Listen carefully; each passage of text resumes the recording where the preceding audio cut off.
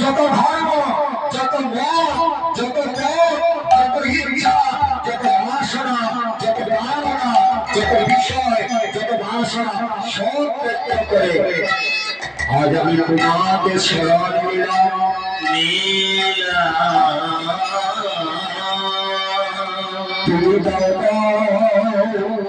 কৃষ্ণ চরণ ধুলি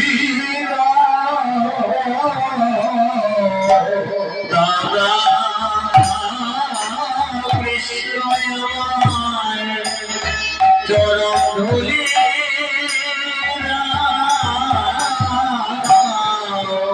যেন সাধু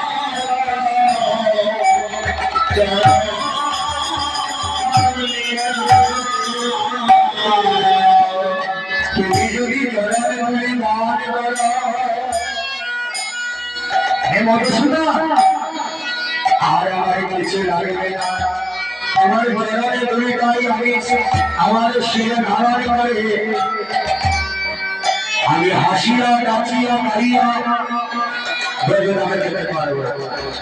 হে গোবিন্দ, তোমার কাছে আমার প্রার্থনা,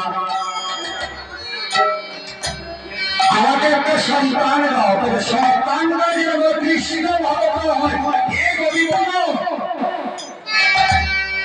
ইহলোক ত্যাগ করে যদি আমি পরপারে যাবো, যদি ভগবানে গিয়ে দাঁড়াবো,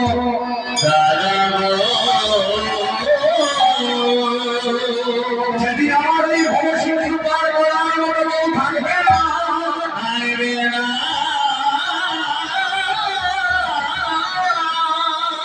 ওই ভবসংসারের মহামায়ার জঞ্জালের পবিত্র নদীর পারে যেদিন যাবো, আমার পবিত্র নদীর পারে গিয়ে যদি আমি একা হয়ে দাঁড়াবো, সেদিন আমার ভাই বন্ধু না হয় কেউ যাবে না।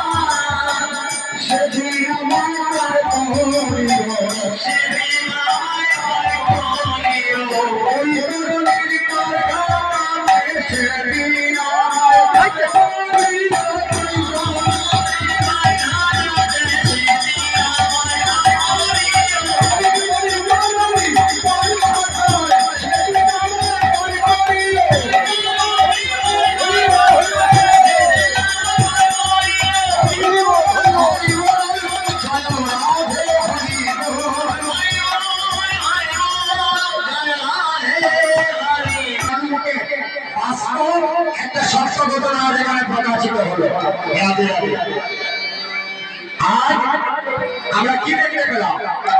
আজ সুসংস্থানে যারা, সেই সুসংস্থানের সংজ্ঞাটা হলো সেটা। সবাইকে মায়েরা একটু উদ্ধারি করুন গোপাল সেনের বাড়িতে হৃদয় গৌর